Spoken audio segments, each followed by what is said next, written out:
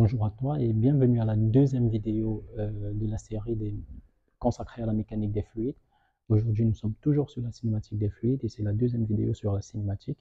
Donc, on va analyser les concepts de vorticité et d'accélération en mécanique des fluides. Alors, cette vidéo fait suite à la première qui était axée sur les descriptions lagrangiennes et eulériennes.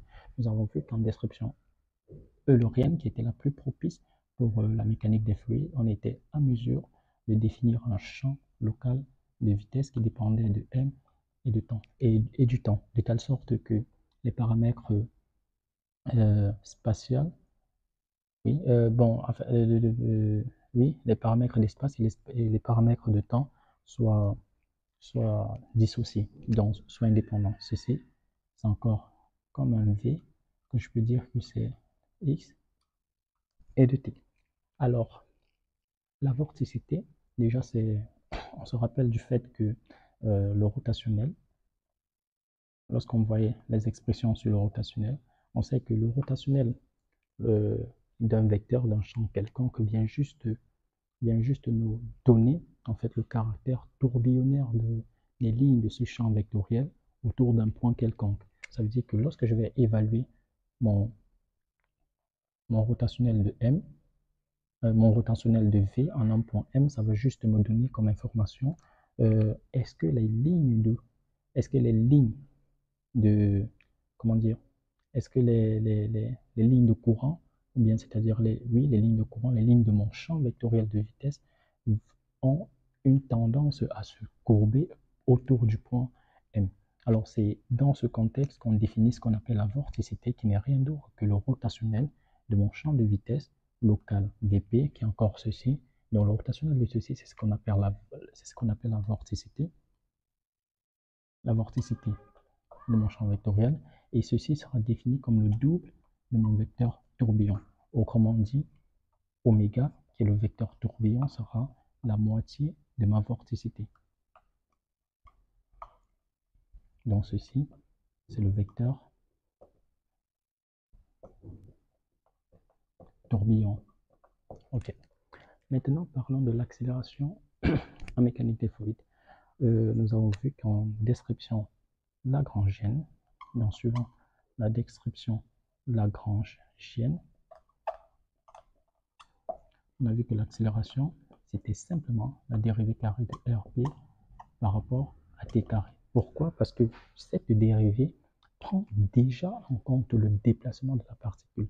Dans la description lagrangienne, on évalue déjà comment la particule se déplace, chose qui n'est pas faite dans la description eulérienne. Parce qu'en description eulérienne, on se place juste en un point et on évalue le champ de vitesse sans toutefois suivre la particule au cours de son mouvement. Donc on évalue juste en un point M le champ de vitesse de cette particule.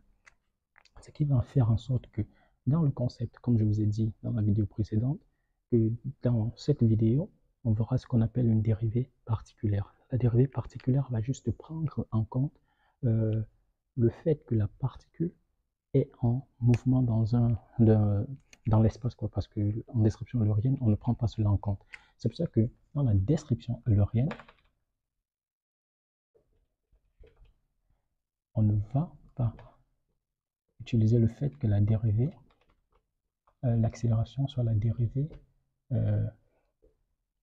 carré de RP par rapport à T carré. On ne va pas adopter ceci, mais plutôt dire que l'accélération, le champ d'accélération, ne sera rien d'autre que la dérivée particulière de mon champ de vitesse. Cette notation, c'est juste pour dire dérivée particulière ou dérivée matérielle. Donc dérivée particulière ou matérielle encore, ça arrive. Donc ceci, c'est juste pour prendre en compte le déplacement de ma particule de fluide. Alors, la dérivée, on va juste dire que l'accélération t, qui est la dérivée particulière de v de mt, sera définie comme étant la dérivée partielle de v par rapport au temps plus v scalaire gradient appliqué au champ de vecteur. Donc, habituez-vous déjà à cette notation. Ceci, c'est juste un tenseur. On va le développer tout à l'heure. Donc, ceci, c'est l'accélération locale. Et ce terme que vous voyez là, c'est juste l'accélération convective.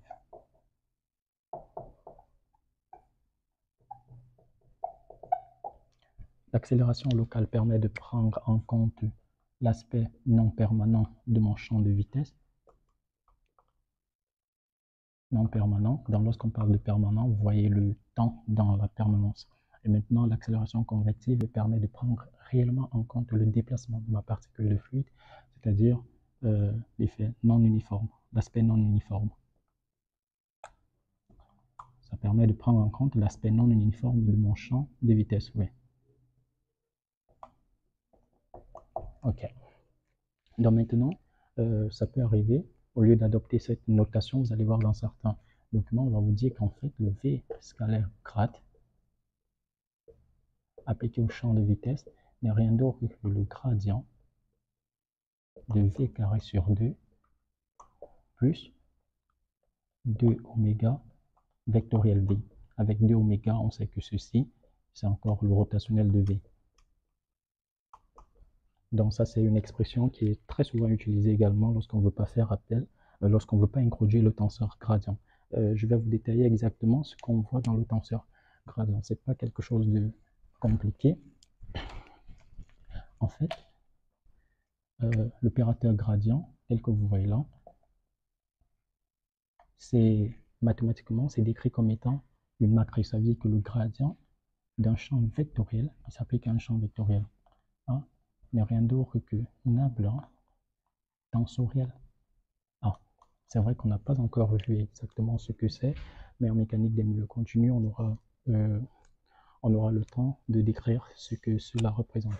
Donc, par exemple, si je me situe en coordonnées cartésiennes, ceci n'est rien d'autre que la dérivée de AX. Parce qu'au cas où A, c'est AX, AY, AZ.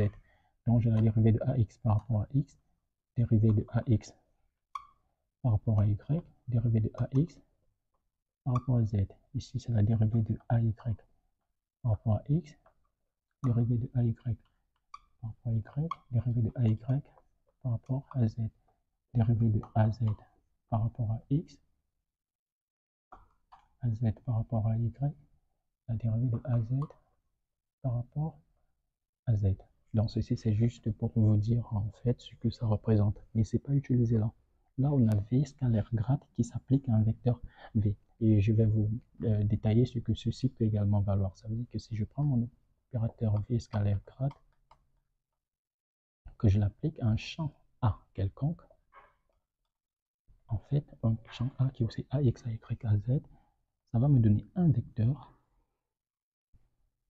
qui aura pour composante V scalaire grade appliqué à la première composante, j'aurai V scalaire grade appliqué à la deuxième composante et j'aurai V scalaire grade appliqué à la troisième composante. Et ceci n'est rien d'autre que, si j'essaye de développer, là, qu'est-ce que j'ai? V, mon champ de vecteur V, si je suppose que V a pour composante, disons, E, V, W, on peut utiliser Vx, Vy, Vz, mais je ne veux pas traîner trop d'indices. Alors ici, qu'est-ce que j'aurai? J'aurai U, dérivé de AX par rapport à X, plus V, dérivé de AX par rapport à Y, plus W, dérivé de AX par rapport à Z. Donc, je préfère même mettre ceci pour que vous voyez en fait ce que c'est l'opérateur. Je vais mettre AX, AX, AX. Donc, en fait, c'est ceci l'opérateur. Je vais appliquer ce qui est en rouge au champ AX. C'est la même chose que je vais faire pour le champ AY et le champ AZ. Donc, pour deuxième composante, j'aurai aussi U dérivé par rapport à X plus V dérivé par rapport à Y plus W dérivé par rapport à Z. Ici, pareil, U dérivé par rapport à X plus V dérivé par rapport à Y plus W dérivé par rapport à Z. Donc là, j'ai simplement AY, AY, AY. Et là, j'ai AZ, AZ, AZ. En description, si vous voulez également les expressions de ceci en coordonnées cylindriques, il suffit juste d'utiliser les expressions que vous avez du gradient. Par exemple, vous savez que dans l'expression du gradient simple fonction, vous avez la deuxième composante qui est en 1 sur R. C'est pour ça qu'ici, vous aurez juste les 1 sur R qui vont naître. Là, vous aurez toujours UVW, si c'est pour dire VR, Vθ, Vz. Et ici, vous aurez juste le sur R qui va naître. Donc, vous aurez par exemple sur R dérivé par rapport à θ, sur R dérivé par rapport à θ, sur R dérivé par rapport à θ, dérivé par rapport à Z. Et ici, vous avez la dérivée par rapport à R, tout simplement. C'est comme ça que ça se fait aussi dans les autres systèmes de coordonnées sphériques. Vous déduisez, c'est pareil. Donc, ceci, c'est en fait une dérivée particulière de mon champ local de vitesse qui prend en compte vraiment le fait que ma particule de fluide est en mouvement dans un écoulement. Donc, c'est tout ce que je voulais vous présenter pour cette deuxième vidéo. Rendez-vous à la prochaine où on parlera d'autres concepts encore beaucoup plus détaillés. Sur ce, je vous remercie pour votre aimable attention et je vous donne rendez-vous à la troisième vidéo. Bye bye.